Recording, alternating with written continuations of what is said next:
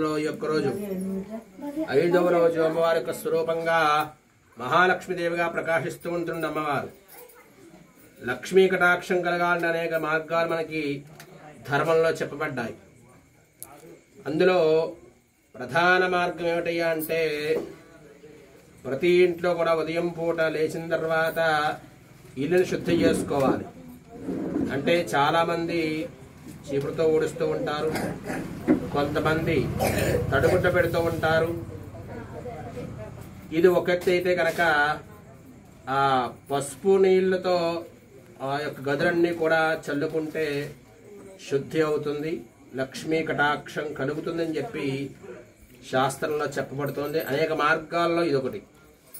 అంతేకాకుండా లక్ష్మీ స్వరూపంగా విష్ణుమూర్తి పాదాల దగ్గరే లక్ష్మీదేవి ఎప్పుడూ ఉంటూ ఉంటుంది. అంటే విష్ణుమూర్తికి పాదవ సేవ చేసుకుంటూ ఉంటుంది భర్తకి.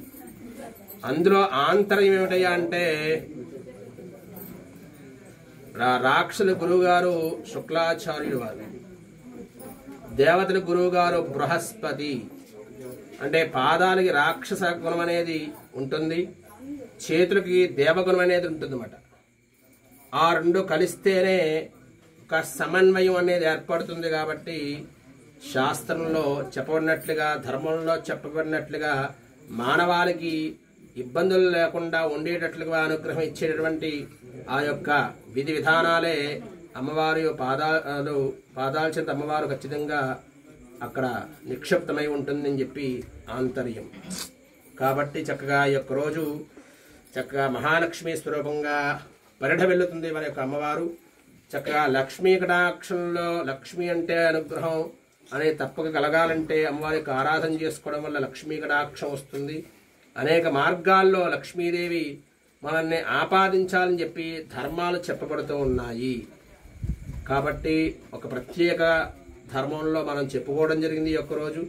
కాబట్టి ఉన్నంతలో ప్రతి ఒక్కరూ అట్లా ప్రతిరోజు కూడా పాటిస్తారని కోరడం జరుగుతోంది. అట్లాగే ప్రతి ఒక్కరికి కూడా లక్ష్మీ కటాక్షం కలగాలని చెప్పి మనస్ఫూర్తిగా కోరుకోవడం జరుగుతోంది.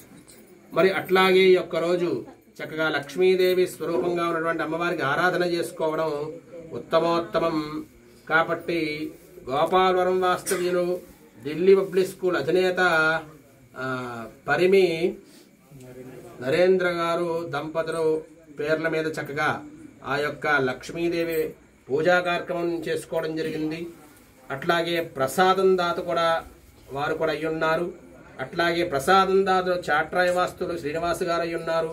అట్లాగే ప్రసాదం దాతలు మరొక్కరు అంకుష్ గారు కంభంబాడు వాస్తవ్యులు. కదంబే భక్తవత్సలే పరమ పావనే పరమ పూజితే లోకజననే శ్రీ పార్వతీపరాదేవ్యై నమో నమః.